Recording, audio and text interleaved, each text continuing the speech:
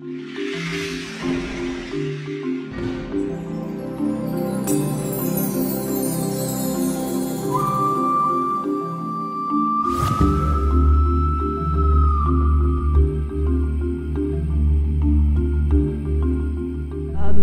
to give you a background, I come from a postdoctoral microbial genetics research background, but my second child was born profoundly disabled with a rare chromosome disorder, pure fluke, but that's the way life goes. So I had to come out of research and ended up working with and for the group Unique. And I want to tell you about some of the, really bring us back to why we're here, the patient, and give you the viewpoint of the patient. Just to give you an idea, generally what I'm going to talk about, I'll talk about Unique's mission, a very brief history, but really I want to concentrate on the challenges faced by our families and consequently by clinicians and researchers who are helping families. Then I want to talk about Unique's work with both and our database and our information resources, which many of you probably haven't come across yet. Unique's mission is together we will beat the isolation of rare chromosome and rare genome disorders. So we work to inform and support and matchmake and data share and network with patients and families who self-refer to Unique, but whose children generally are affected by a rare chromosome disorder or a copy number variant, or more latterly with some rare autosomal dominant or X-linked single gene disorders, but when they're associated with intellectual disability or developmental delay as an absolute minimum. Obviously they have comorbidities. But we also work very closely with professionals who are involved with our families. I've already said about relieving the isolation, and we serve as an umbrella for all these different types of disorder, many copy number variants, as we've been hearing this morning. And we're very involved in research and raising awareness. As you can see, we've grown enormously since our inception in 1984, so we've been around for 35 years. But we didn't have a formal structure and paid personnel until 1999, when we got our first website. But now we have over 19,000 individual member families, represent well over 21,500 individuals with any of these types of disorder. And we have families in over 110 countries worldwide, most in the UK, the biggest cohort, but many in other European countries. And our second cohort is America. So really English-speaking countries. We've grown enormously in the last 12 months, partly because more people are getting a diagnosis, but because families are getting more technologically advanced. And in January alone, we registered over 300 new families, which is a huge burden, actually, on our resources. I just want to make some observations. They're just general observations, not scientific, about the challenges our families face. When I was invited to give this talk about a month ago, I thought, well, I'll have a look at just how many of our families are affected, our kids are affected by behavioural challenges, neuropsychiatric disorders and so forth. And it was actually over 50%. Now, I said that families self-refer, and I suspect that a lot of families self-refer because of the huge demands placed on them by their children's difficult behaviours and disorders. And that's why the rate is so high. I would think it's probably the most behaviours and neuropsychiatric disorders are the most challenging aspects of looking after many of our children. Most of the affected family members have comorbidities beyond the ID, the intellectual disability and developmental delay. So many have physical health issues, and many have very difficult socioeconomic backgrounds. It's incredibly difficult for many of our families to find appropriate ongoing behavioural and psychiatric, psychological support, and finding accessible information that can help them look after their affected offspring. And it's sad to say that many of our families report that they simply cannot find appropriate support from existing mental health services who tend to cater possibly for the more mainstream mental health issues. It really is a big issue for our families. in terms of the challenges to professionals working with our families, well, you know, these families really need genetic or genomic counselling of the highest quality, but many of our families don't get any genetic counselling. At the minute, I would say that genetic counselling for our families tends to concentrate on developmental and physical disorders rather than the risk of neuropsychiatric or behavioural or mood disorders or psychotic disorders.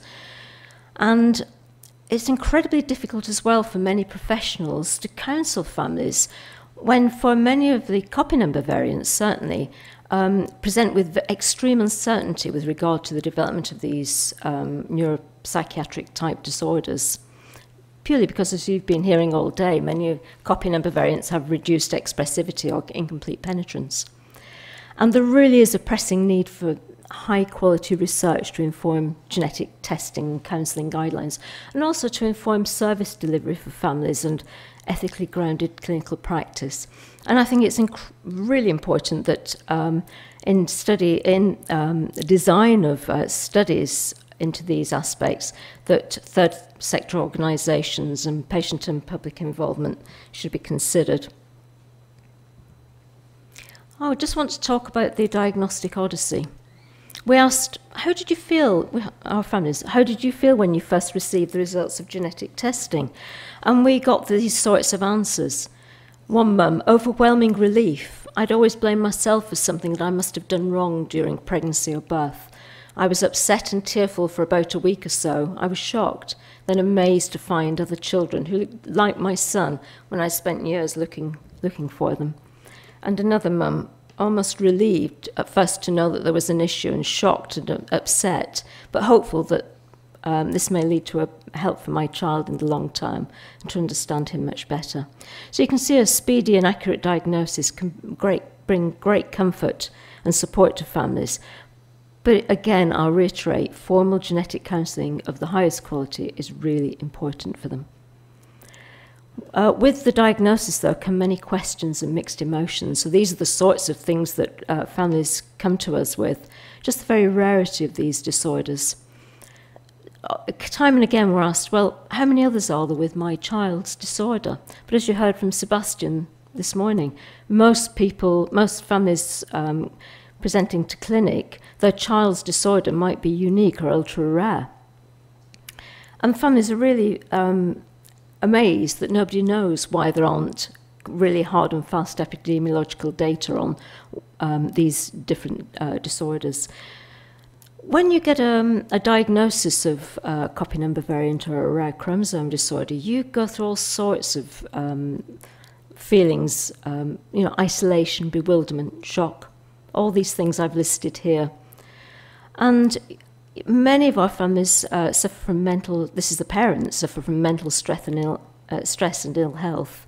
And you've got to wonder just how that might affect the disabled child's welfare in a long time if the parents are being affected by these experiences. So it's very important that families get appropriate support to care for their children.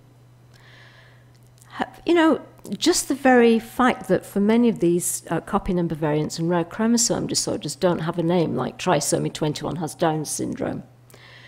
But how does a family explain to grandma or auntie or their friends what their child's got when their disorder is an array like this one here?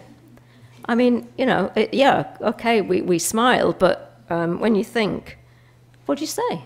You can't say, oh, little Johnny's got. That's fundamental, isn't it? Even the 16p1.2 array result there would be befuddling for a family who doesn't even know what a chromosome is, never mind what 16p1.2 means. And that really gives problems to professionals trying to interpret and explain the results to families. Fine if the family is seeing a clued-up clinical geneticist or a genetic counsellor, but many families don't get to that base point. For many families, they have no idea what these disorders mean for their child because there's lack of evidence and accessible information for them. Variants of uncertain significance cause all sorts of problems. Families really can't get their heads around why all these clever doctors and researchers can't be sure what the prognosis is for their child, and it causes them untold worry. And when it comes to variants with a higher risk of neuropsychiatric disorder, well, how do you counsel families appropriately if you're not sure that every time you see a 15q13.3 Duport-Dale or whatever, that the child is going to be possibly affected or not, or it is such a difficult thing to be able to counsel on.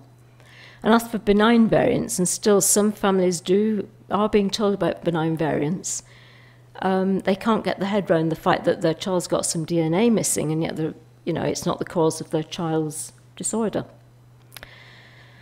And then we have the problem of non-geneticist and non-pediatric professionals, and probably non-clinicians, not even recognising these disorders because they've never heard of them, or because they've got they won't always lead to an abnormal phenotype. And many social workers and educators will dismiss these disorders, particularly copy number variants with reduced expressivity and incomplete penetrance, and just don't believe the family. And some of our families have ended up on the at-risk register because professionals involved in their child's care are simply not recognising the disorder and assuming it's down to lack of parental caring ability. So it's incredibly important for families to get clear, accessible information and explanations. And again, not only for the family, but also for the non-geneticist professionals involved in their care. As many of you will already recognise, these diagnoses bring a complex set of symptoms, from intellectual impairment through physical disability and developmental delay.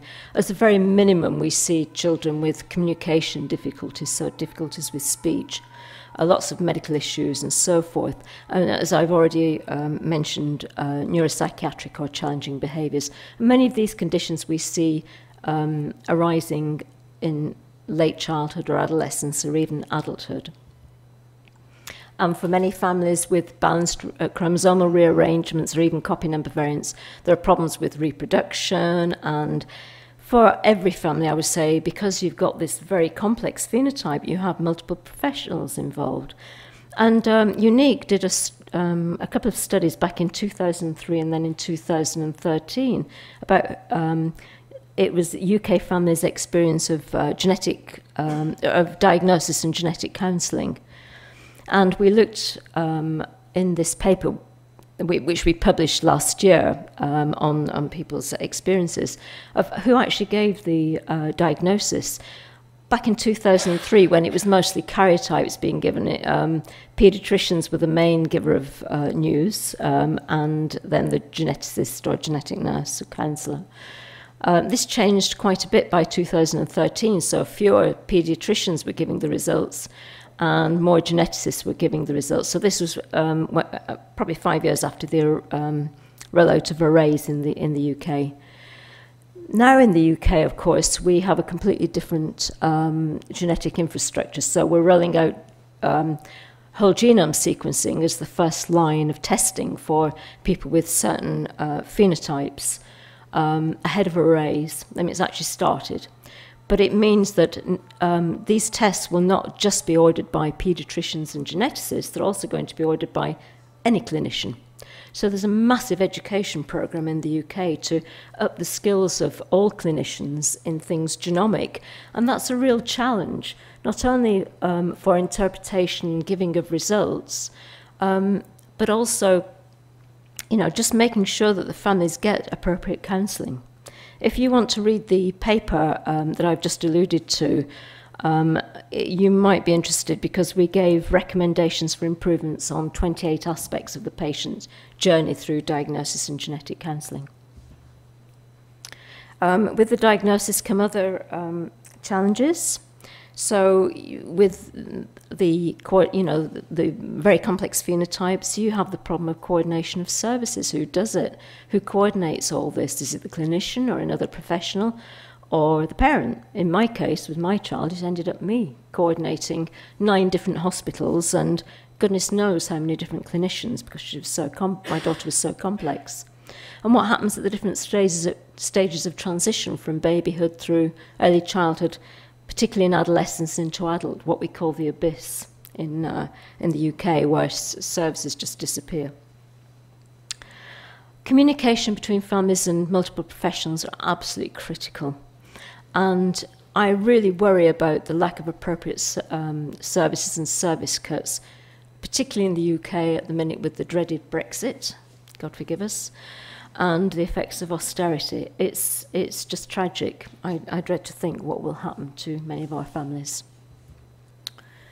With getting a diagnosis like the ones we've been talking about, we see every week in Unique families breaking up under the strain, that parents suffer from mental health and well-being issues, that the stress on the extended family, so siblings and grandparents and so forth, being hit. And for families, you often lose friendships and relationships, get financial employment difficulties, and it's a complete lifestyle change. But it's obvious with the right support and joint working, so much of this could be avoided or reduced. Let me just go through some of Unique's work. We run helplines for families and professionals, and we have a registry database, which I'll talk about more in a minute, through which we can offer a family matching service. We have a big network of local contacts globally, a new website, which I'd invite you to look at. And we use social networking hugely. Most of our families come to us not by the website or looking in a telephone book or even looking through the local health authorities' resources. They find us through Twitter and Instagram and Facebook, which you wouldn't expect, but this is the way of the world these days.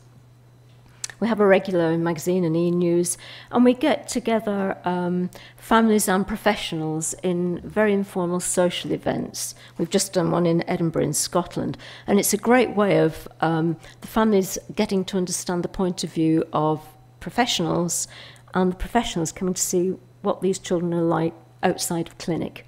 That they're just kids with extra problems and not just a patient. I'll not go through this, but suffice it to say, Unique does all sorts of work in the background. And really the point is that patient and public involvement really should be at the centre of research study design. We participate in all sorts of research and professional working groups, and government, and we work widely with third sector organisations across the world. So we're doing all sorts of things. Now, I mentioned Unique's database. When I had my daughter back in 1990, the only thing that I managed to get were some very stark, peer-reviewed papers published in the medical literature about 18p deletion, which is what my daughter had, even though she wasn't typical. She had prosencephaly and was a survivor of that. And it occurred to me and my husband that we really needed to start collecting the genotype-phenotype correlations, the lifetime natural histories of these disorders. It simply wasn't happening at that time. Fortunately, my husband was a database specialist for the oil industry, so we created our own database. And it was really important for families to find out what were the lifetime consequences of these disorders. And families still and then wanted better therapies and treatments and care management pathways for their kids. At that time, there were no ClinGen or Decipher databases, no centralised global collection of data. And families were just desperate to offer their information, their stories. So we decided we'd create the database to collect the information. As I said, we collect genotypic data, so although all our information is offered and given by families, we always try to get the copies of the original genetics lab reports that we can be sure of the condition that the child has. And then we collect phenotypic data. And we try always to back those up with professional reports so that we're verifying what the families are telling us. We get the families to regularly update the data on the database, and we do it in whatever means is okay with them, whether it be a hard copy or an electronic form or by email, or even telephoning families or Skyping them, whatever. Many of our families, our parents themselves have learning difficulties and have trouble filling in a form, or they simply just don't have time. They're so busy with their child, so we make it as easy as possible. When we're coming to produce information guides, which I'll talk to you about in a minute, we do much more in-depth questionnaires to a critical mass of families with a particular genotype. And we do a rolling program of data updates. And I think there's nothing like the personal touch to get information from families in the best way possible. And obviously, all our database work is opt-in with opt-out for whatever. The families have complete control over their data. With using the data from our database and remembering that we are, of course, GDPR compliant, we can match-make on the basis of genotype or phenotype, geography, treatments, therapies, daily lived experiences. We can provide anonymized phenotypes for inquiring professionals, and we do that on a daily basis to clinical geneticists and genetic counsellors worldwide. And also we use the database to encourage recruitment to research programs or to advise families of an up-and-coming study day, so like Daniel, who's doing the 17q12 deletion and duplication family study day, told me about this just at lunch, so when I get back I can just email our large cohort of relevant families and let them know about his study day. And we're very happy to do that.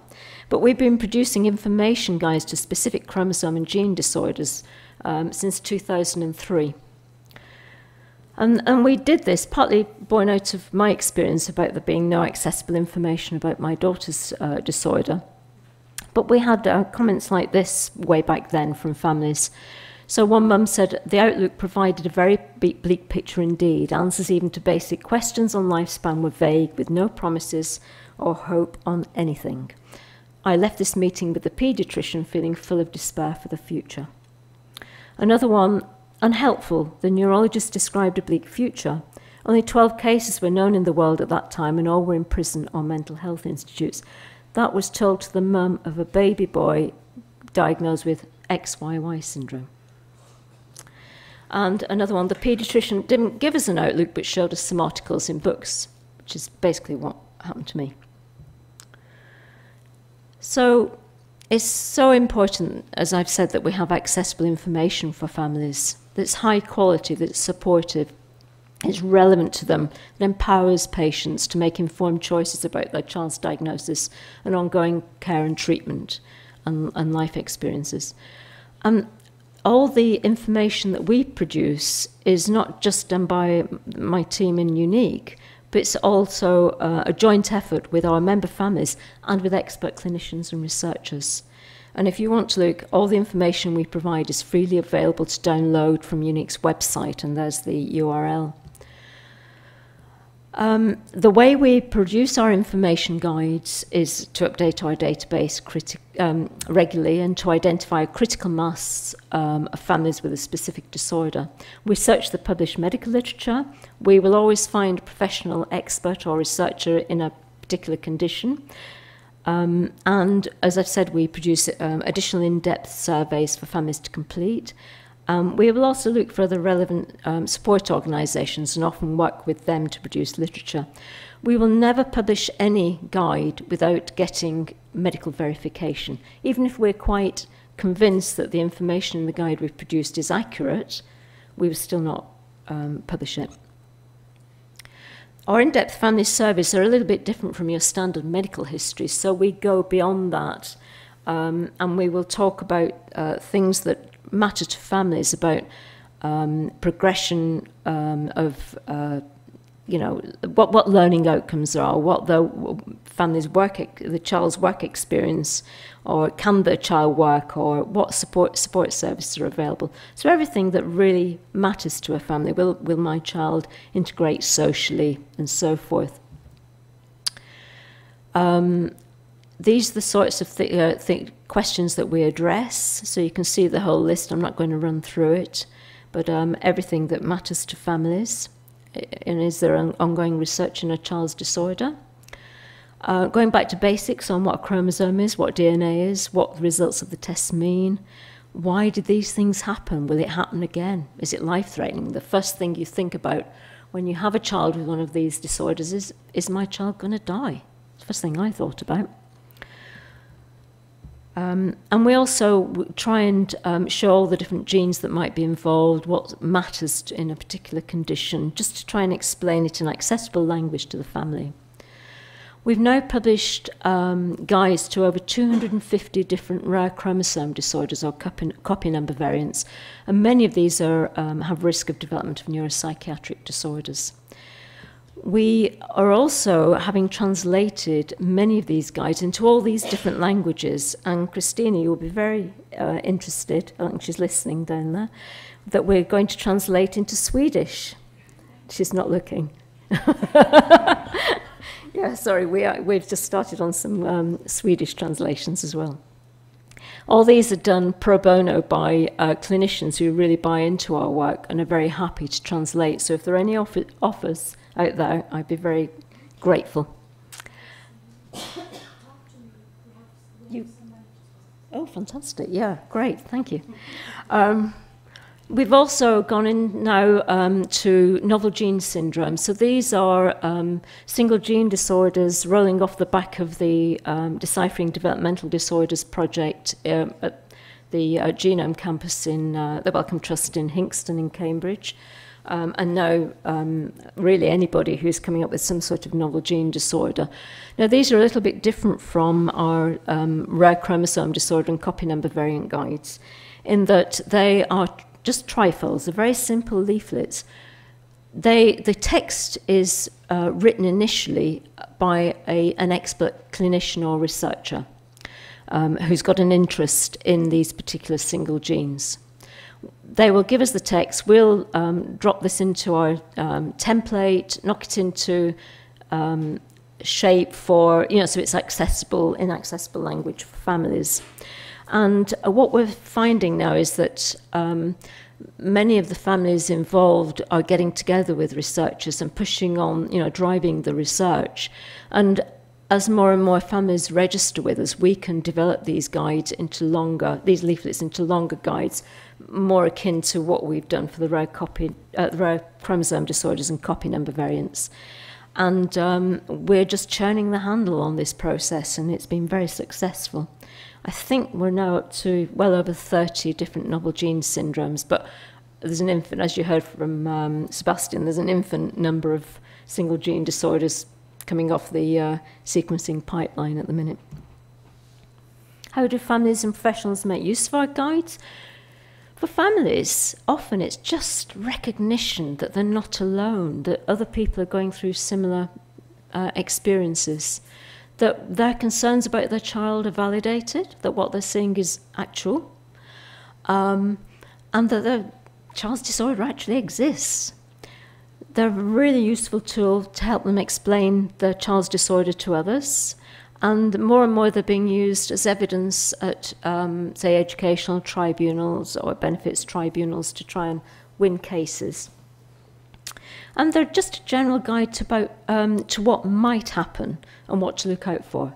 We're really keen to say to families, what you read in there is not necessarily definitely going to happen to your child, but at least you've got, the heads up on what to look out for without being over anxious about it. And the guides are full of practical suggestions and tips.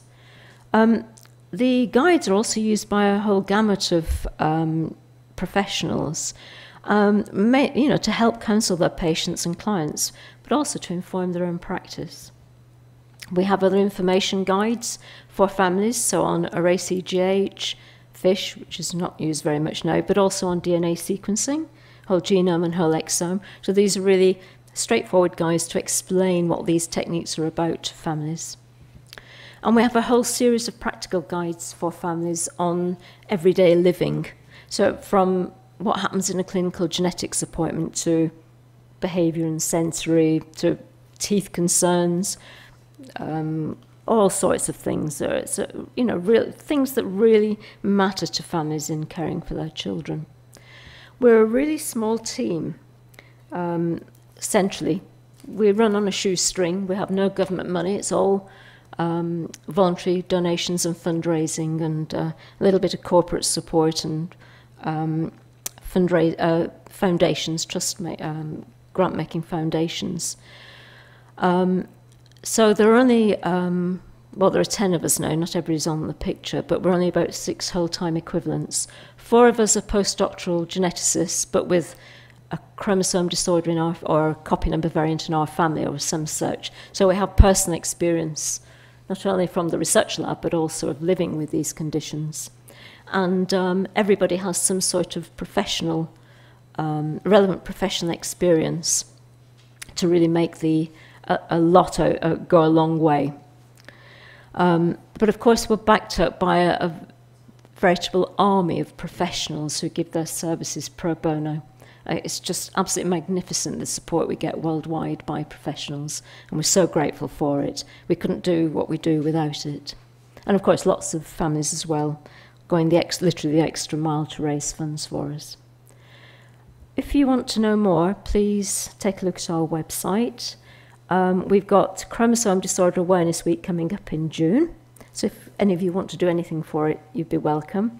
But thank you for listening, and come and see me if you'd like to offer your services. I'd be very grateful. Thank you.